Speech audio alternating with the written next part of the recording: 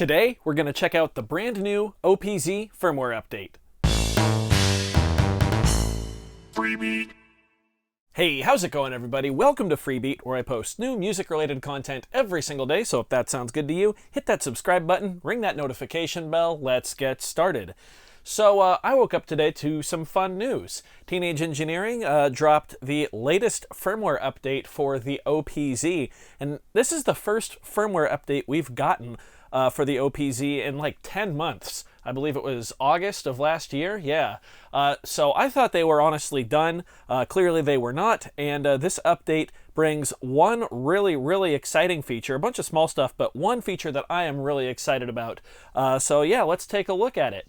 Now, the firmware update is version 1.2.38, and if you've never updated your OPZ firmware before, I do have a video on how to do that. It's a short one, it's like 4 minutes long. That is linked in the description. You just need a computer to download the update, and then a cable to connect the OPZ to the computer, and that's basically it. Really quick, let's go over some of the update notes here. So the big one is they say there's input signal improvements, and these are controlled via the I/O track, which is the module track, which I don't think I have ever used on my OPZ because I don't have any modules for it. You can now monitor just an input signal, like always, which is really cool. You can use the built-in microphone, you can use a headset microphone, and you can use USB audio. Now, if that's not cool enough, they also, and this is, in my opinion, the big one, let you send that incoming audio signal through the filter, the LFO, the pan, and volume controls, as well as the send effects.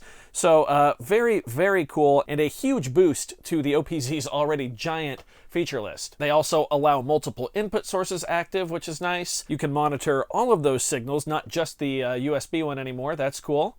They've moved the MIDI settings to the screen plus tempo buttons. There's some minor sampler mode UI changes. They fixed a whole bunch of random little glitches that I was unaware of, but apparently some people were having issues with them. They increased the pan LFO range. And there's just a few other little things, CPU optimizations, some LED changes and things like that. You can check out the patch notes in the description below. I will link the official firmware update page there. But anyway, today I thought it would be fun to check out the incoming audio monitoring and sending that through the filter and using things like the LFO and whatnot. So the way we're going to do that is by using our built-in microphone here. So let's power on the OPZ. As you can hear, I've just got a blank project set up, so yeah, nothing too crazy there. Now, the way we do this is we are going to go to the module track, which you can see I'm already on, but I'll press it again. So now we need to select our input source, and the way we do that is by holding the Shift button and then pressing either buttons 1, 2, or 3. Shift plus button number 1 will turn on the internal microphone here.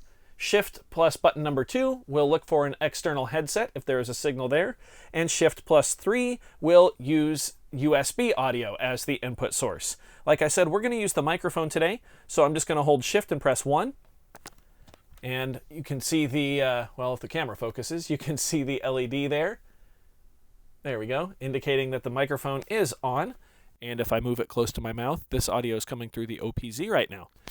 So let's go ahead and play with this. So if we press Shift, we can cycle through the standard 4 pages of parameters. So let's go to page 1, which is the white LEDs. Let's crank up the resonance here. I'm going to just keep talking, and I'm going to slowly turn the filter cutoff down. So I'm talking. That's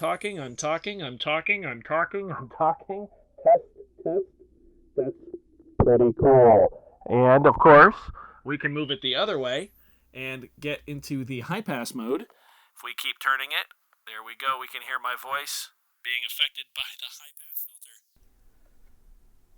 That's pretty neat. I like that quite a bit. So now if we go to the third page, which is our LFO, now we can start to have some fun. So let's go ahead here and set our Lfo Destination to the filter. I feel like that's going to be the easiest thing for us to hear.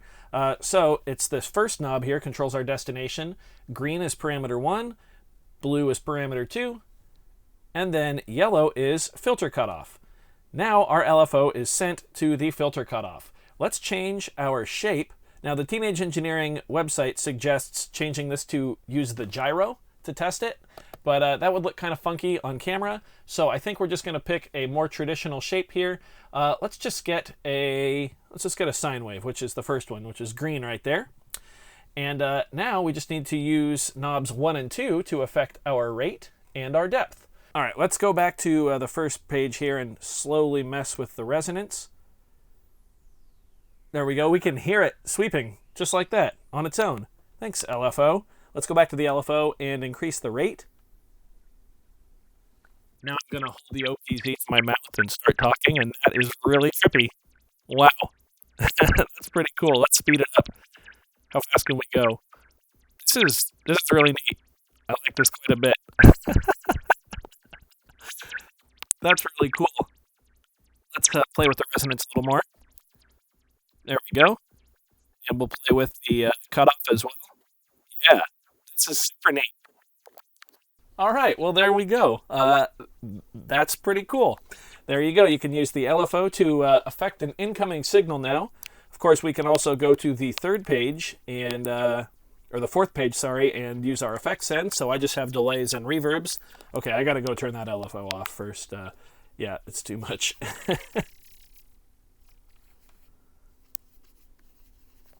Okay, there we go. That's better.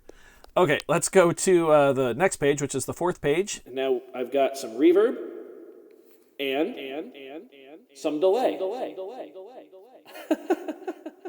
That's pretty.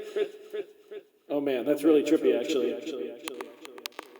You can hear me hitting the shift button. Yeah, that's really cool. Let's turn these off. And of course, that means you can also use the other effects as well. And this is all just with me using the internal microphone, which I'm going to turn that monitoring off now by holding Shift and pressing 1. There we go. Cool, yeah, this is a huge update, and I think this is going to really enable some interesting performances with the OPZ. So if you have an OPZ, I highly recommend downloading the firmware update. Of course, it's free. All the firmware updates are free. From what I can see, this one seems to be a huge hit, and I can't wait to see what some more creative creators do with the added features. So I hope you guys enjoyed this one. Hope you are excited about the firmware update. If so, be sure to leave a like on this video. If not, you can always leave a dislike. That's okay too. Doesn't hurt my feelings, just makes me try that much harder next time. Either way, be sure to hit that subscribe button, ring that notification bell. Thank you so very much for being here. Thanks for watching. We'll see you next time.